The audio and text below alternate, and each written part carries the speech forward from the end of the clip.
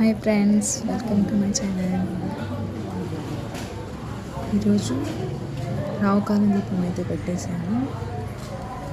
శుక్రవారం కర్పూర నిరంజనం తెచ్చాను. అమ్మవారి దర్శనానికి అయితే వెళ్ళిపోయాను. అమ్మవారి దర్శనం చేసుకున్నాను. చూడండి, స్వామివారు, అమ్మవారు, పూజారి గారు అయితే స్వామికి బిల్వదళాలు సమర్పిస్తున్నారు. అట్లయితే కర్పూర నీరాజనం.